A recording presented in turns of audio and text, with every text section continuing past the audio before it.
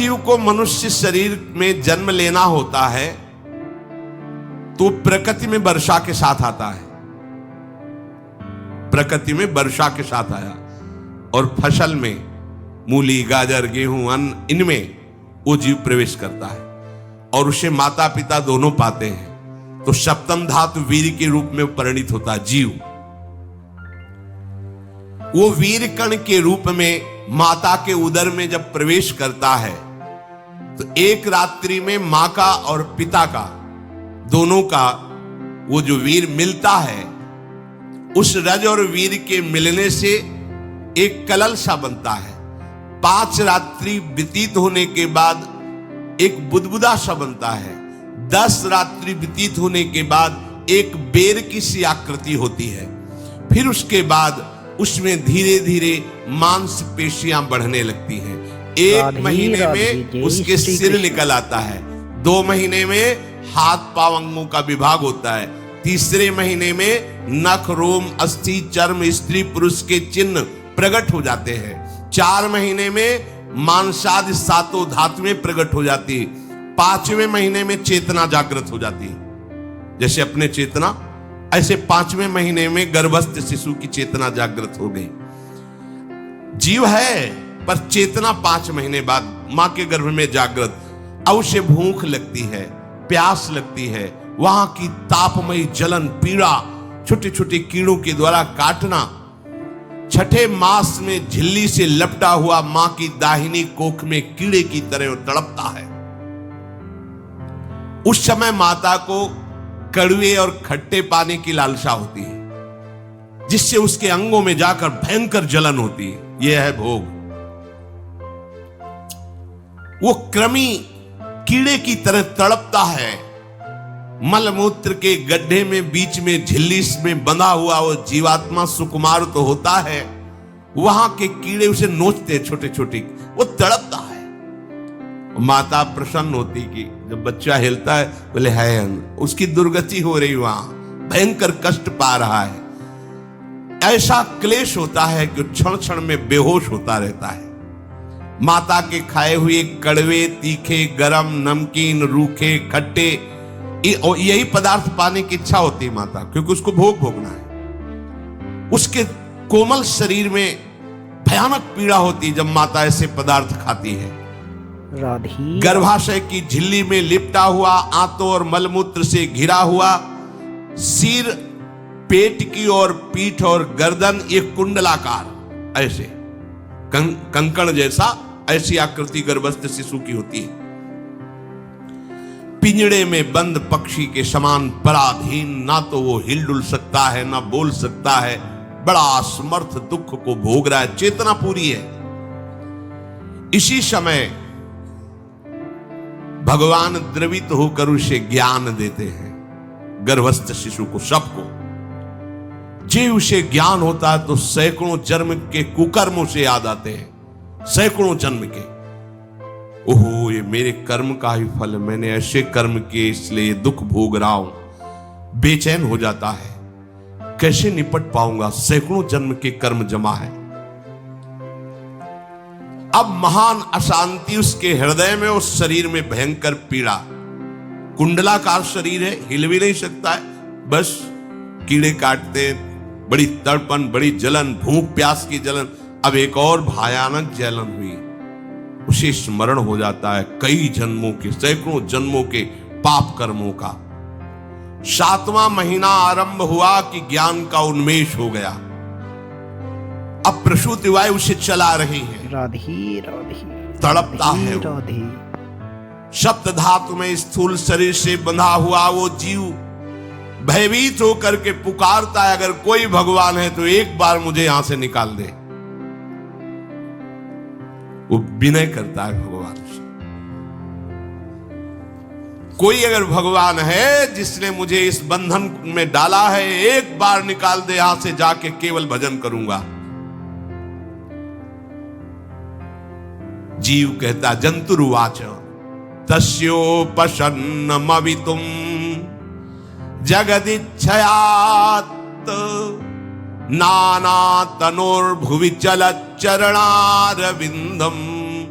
सोहम ब्रजामि शरणम रकुतो भयम में येने दृशी गतिरदर्श सतोनुरूपा। हे प्रभु, मैं बड़ा अधम हूं। ये ज्ञान भगवान की तरफ से गर्भस्थ शिशु को होता है। देखो, स्वयं वो इतना कष्ट पा रहा है, फिर जब आप गर्भ हत्या करते हैं तो आपका पाप कितना बड़ा होगा, सोचो। सब माताओं से विनय है, संयम से रहो, सावधान रहो। ये हत्या ऐसी नहीं कि तुम्हारे दान पुण्य से क्षमा हो जाएगी। ये जो भ्रूण हत्या है, गर्भ हत्या है, बहुत बड़ा पाप है। आप लोग अज्ञान के कारण इसको ध्यान नहीं देते, इसे खिलवाड़ समझते हो। कितना ज्ञान है। बेटी ही मां है, बेटी ही बहन है, बेटी ही पत्नी बनती है, बेटी ही किसी के जीवन को धारण करने वाली बनती है। और आपने गर्भ में देख लिया बेटी है, तुम स्वयं मां होकर उसका साथ दे रहे हो, उसका नष्ट करने के लिए। हमारी तो बात ही समझ में नहीं आती, क्या बुद्धि भ्रष्ट हो गई। अगर पुरुष का इतना महत्व है तो बेटियां ना हो तो तुम्हारी कौन सी गति होगी, सोचो जरा। जीना मुश्किल हो जाएगा तुम्हारा। तुम पुरुष किस काम के रह जाओगे। तुम्हारा अर्धांग काट दिया जाए तो तुम कैसे होगे। ये स्त्री स्वरूप अर्धांग है। जिस घर में मां बहन नहीं है, स्त्री स्वरूप नहीं, श्मशान जैसा वो होता है। ध्यान दीजिए, ये बहुत बड़ी गलती है जो अपनी बेटियों की हत्या करते हैं। ये वो पाप है जो अक्षम्य अपराध है। स्त्री हत्या करना शास्त्रों में बहुत बड़ा पाप कहा गया है। फिर वो तो बच्चा है, बिल्कुल नहीं। जिनसे हो गया है, श्रीमद् भागवत का सप्ताह मूल संस्कृत से सुनो और भगवान से प्रायश्चित प्रार्थना करो कि हे नाथ, भूल से गलती हो गई, दूसरा कोई उपाय नहीं। ध्यान से समझ लीजिए, तुम्हारे भ्रूण हत्या, गर्भ हत्या के पाप को नष्ट करने में एकमात्र श्रीमद् भागवत समर्थ है, दूसरा कोई नहीं। कोई दान पुण्य तीर्थ स्नान तुम्हें क्षमा नहीं कर पाएगा। यह ऐसा महापाप है। अगर हृदय में जलन करके और मूल संस्कृत के द्वारा पूरी 7 दिन में भागवत श्रवण की जाए नियम से, तो भागवत समर्थ है, इस हत्या के पाप से भी आपको मुक्त कर देगी। जिनके ऐसे हत्या हो गई हो, करवा लो, नहीं तो बुद्धि आगे भ्रष्ट करके तुम्हें हरि गुरु से विमुख कर देगा। ये पाप ऐसा नहीं कि तुम्हें 2-4 माला घुमाने से क्षमा हो जाएगा। ये महत अपराध है। सबकी समझ में नहीं आता, समझ जाओ, नहीं तो आप जहां भी हो वहीं से भ्रष्ट कर देगा। यह अपराध नष्ट नहीं होगा, श्रीमद् भागवत की कृपा से नष्ट हो जाएगा। यह हमें बहुत विश्वास है। श्रीमद् भागवत साप्ताहिकी यह है ही महामहिम। प्रीत योनि को प्राप्त धुंधकारी को सीधे भगवत पार्षद स्वरूप देकर परम पद में आरूढ़ कर दिया। केवल 7 दिन की मूल संस्कृत एक भी श्लोक नहीं छूटना चाहिए। अगर साप्ताहिकी का पारायण हो तो इस भ्रूण हत्या, गर्भ हत्या से भी निवृत्ति मिल जाए। अब वो जीव भगवान को पुकारता है, मैं बड़ा नीच अधम हूं। आहा, भगवान आपने जो मुझे गति दिखाई है तो मेरे कर्म के अनुसार ही है, आपका इसमें कोई दोष नहीं। हम लोग जब कष्ट भोगते तो भगवान से कहते हैं हमने तुम्हारा क्या बिगाड़ा। भगवान ने नहीं बिगाड़ा, तू खुद देख क्या बिगाड़ लिया अपना। करो पापाचरण। अब देखो, हमने तो जीवन में कोई पाप नहीं किया और कितने गर्भ हत्या की है, कितनी खिलवाड़ समझे हो। ये बिल्कुल भयावह चीज है। आप लोगों को नहीं, हम बार बार इसीलिए कह रहे कि भयावह वस्तु है, तुम्हें बहुत ऊंचाई से घसीट के भ्रष्ट कर देगी। बहुत होश में हो, भूल के कभी ऐसा न करना जहां तक हमारी आवाज पहुंचे, जहां तक सुनाई दे। गर्भ हत्या मत करना, संयम से रहो। इस तरह का व्यवहार मत करो कि तुम्हारा मनुष्य जन्म ही व्यर्थ चला जाए। इसमें तीनों को बराबर दंड मिलेगा। गर्भ हत्या कराने वाला, गर्भ हत्या की प्रेरणा देने वाला और गर्भ हत्या में सहयोग देने वाला, जो औषधि डॉक्टर या जो भी, तीनों को दुर्गति होगी। माता, पिता, प्रेरक और कर्ता। ऐसा नहीं कि आप डॉक्टर हो तो आपको गर्भ हत्या करने का अधिकार नहीं। आप डॉक्टर हो दूसरे के शरीर को स्वस्थ करके निरोग करने के लिए, हत्या करने के लिए नहीं। कोई भी हमारा संविधान ऐसा आदेश नहीं करता कि आप गर्भ हत्या कर दो। ना भागवतिक और ना भारतीय संविधान, ऐसा संविधान आदेश नहीं करता। अब वो जीव कह रहा है कि प्रभु मेरे योग्य ही है, आपने जो मुझे दंड दिया है। मैंने सुना है कि आपकी शरण में जो आता है आप उसकी रक्षा कर लेते हैं। आपकी जो शरण में हो जाता है वो इस भूमि पर, भारत भूमि पर, विश्व पर निर्भय विचरण करता है, कोई उसे भय नहीं प्रदान कर सकता। प्रभु मैं इस माता के उदर में माया का रहस्य न जानने के कारण ऐसे कर्म किए कि मैं आ गया हूं, बहुत दुख पा रहा हूं। हे निर्विकार अखंड बोध स्वरूप परमात्मा, मैं बार बार नमस्कार करता हूं। प्रभु मेरे ऊपर कृपा कर दो, एक बार इस गर्भ से निकाल दो, मैं यहां से बाहर जाकर आपका निरंतर भजन करूंगा। ये वादा करके आए हम प्रभु से सब। प्रभु ने करुणा करके हमें चांस दिया है मनुष्य शरीर।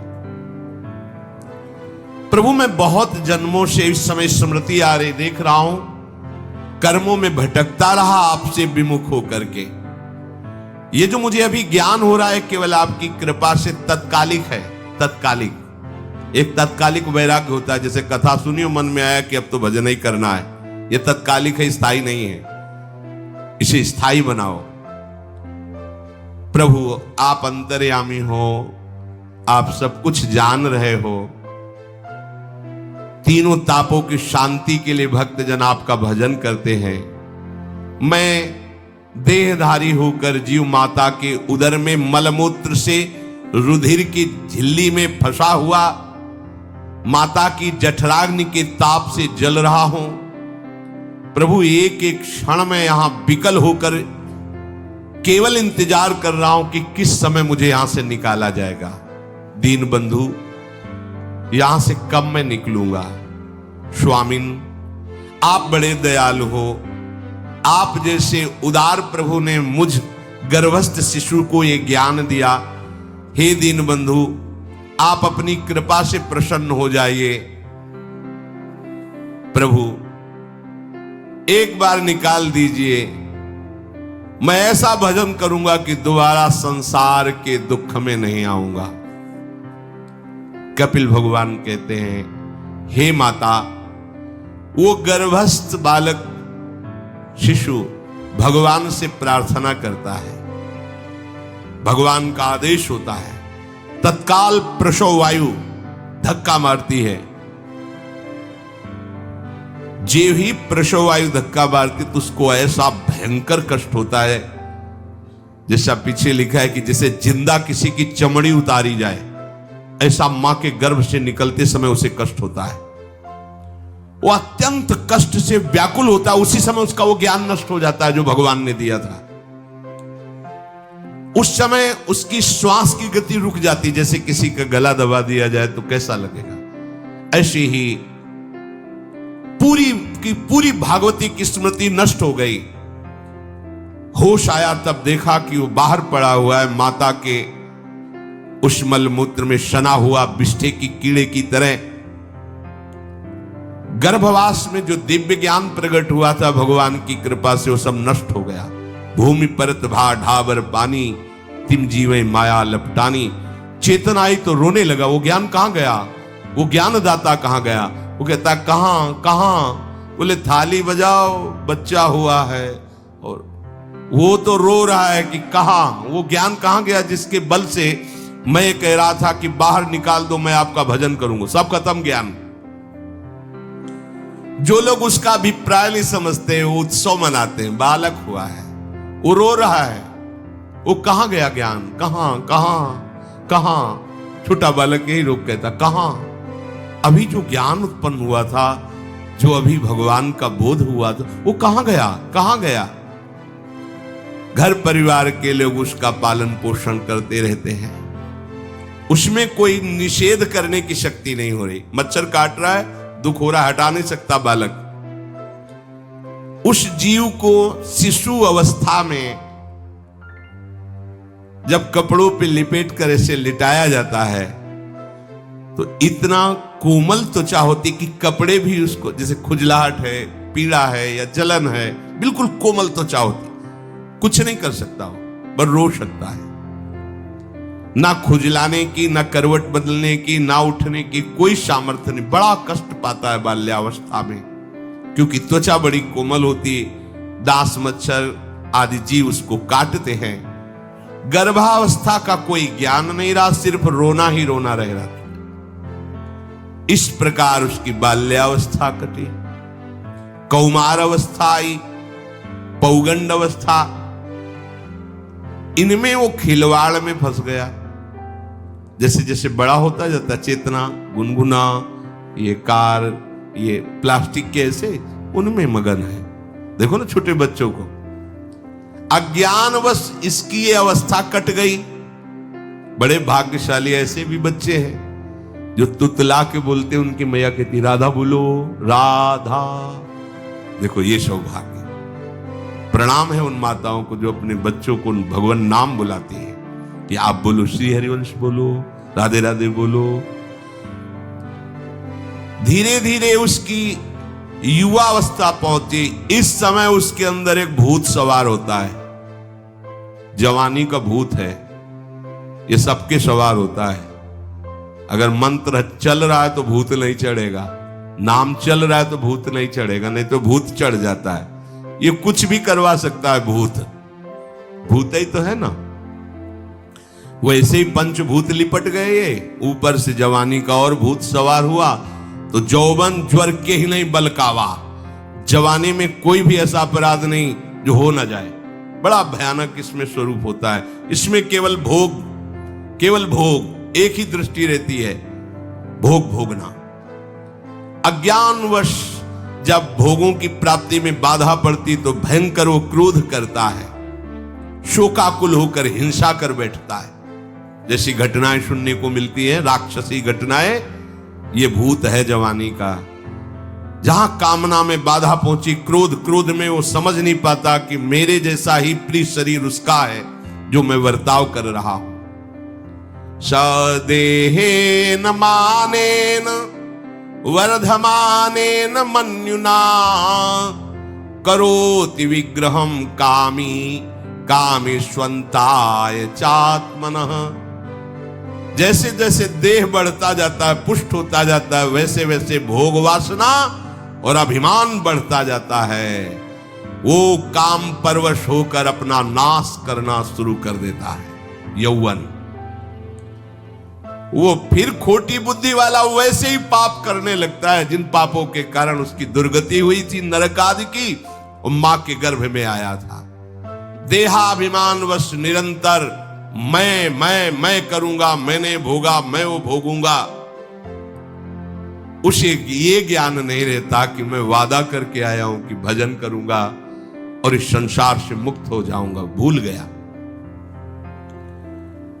इसी शरीर से उसको फिर भयंकर कष्ट भोगने पड़ेंगे। क्या होता है, आप तो माँ है इसलिए शायद हमारी बात नहीं समझ पाएंगे।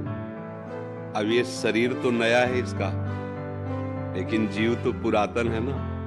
अब कौन सा कर्मा के, अब भगवत लीला है, उस पर किसी का कोई अधिकार नहीं। मान लो अब इस बच्चे का क्या अपराध, नई अवस्था है, अभी तो नया कोमल बच्चा है, लेकिन अंदर जो जीव है वो बहुत पुराना है। उससे कौन कौन से कर्म हुए हैं, उसका परिणाम इस नवीन शरीर को भोगना पड़ रहा है। इस शरीर में आते हैं कैंसर, नहीं ये अवस्था बच्चा है अभी। इस समय तो इसके द्वारा कोई पाप नहीं हुआ ना, अब माना भी नहीं जाएगा। 14 वर्ष की अवस्था तक शास्त्रीय सिद्धांत है उसके किए हुए पापों को गणना में, क्योंकि अबोध बच्चा होता है। अब लेकिन देखो ऐसा कैंसर जनित भयानक कष्ट वाला रोग, अब ये पूर्व, इसीलिए कहते हैं भजन करो। नहीं, इस जन्म का कर्म कई जन्मों तक तुम्हें दंड रूप में मिलेगा। देखा जाता ना कि अभी तो तुम भोग भोग रहे हो, तुम्हें अच्छा लग रहा है, बुरा आचरण अच्छा लग रहा है, मांस खाना अच्छा लग रहा है, दूसरे जीवों की हत्या, जब तुम्हारा शरीर छूटेगा और फिर उसका दंड मिले। अब जैसे अब हम लोग ये देखकर दुखी होंगे ना कि यार इस बच्चे ने क्या पाप किया है, लेकिन सच्ची मानो मंगल भवन भगवान के दरबार में अन्याय नहीं। अगर इसका कर्म आपको टीवी में जैसे दिखाया जाता है ना, वो अगर सामर्थ्य हो दिखा दे कि इस कर्म के परिणाम, तो आप कहोगे अवश्य अवश्य ऐसा ही होना चाहिए। बस भगवान कभी अमंगल नहीं करते। अभी अभी बच्चा रूप से दिखाई दे रहा है, पर प्रभु का ये पुरातन अंश है, ऐसी गलतियां होती हैं, उसका ये सब खेल है। अब ये माँ कैसे समझ सकती? माँ को तो लगता है मेरा बच्चा है ना, कुछ ऐसा हो जाए कि ये ठीक हो जाए। बस नाम जप करो, भगवान के आश्रित रहो, इसका नाम मृत्यु लोक है। यहाँ जो हम कर्म करते हैं वो सब संचित होते हैं, उसी के अनुसार नया शरीर मिलता है, और वो दंड या पुरस्कार मतलब सुख या दुख भोगना पड़ता है। इसीलिए इससे मुक्त होना अनिवार्य है। भगवान के भजन की इसलिए जरूरत है कि तुम्हारे कर्म तुम्हारे को नष्ट करने के लिए जो तैयार हैं वो भस्म हो जाए। तो इसलिए भजन करो, एकमात्र भगवान का आश्रय, भगवान का नाम जप। इस जीव का भी मंगल माल्यो जप नहीं कर सकता तो आप माँ हो, आप नाम जप करो। हाँ, और इसके लिए करो कि प्रभु मैं नाम, हाँ क्यों नहीं, बच्चा है जब तुम्हारा ऐसे करती है कई बार। हाँ, पर आपका आशीर्वाद काम करेगा। माँ हो ना, नाम जप करो और धैर्य पूर्वक रहना। जो निर्णय हो वो भगवान का विधान है। दुख तो लगता है माता, दुख तो हमें भी लगा, छोटा बच्चा है, इसका क्या खेलने की अवस्था है, कैंसर से पीड़ित है, पर अवश्य भगवान कहते हैं अवश्य में भोक्तव्यम कृतम कर्म शुभाशु। इसलिए हाँ, राधा राधा राधा राधा। राधे राधे। जय श्री कृष्ण। सही वीडियो को लाइक करें, चैनल को सब्सक्राइब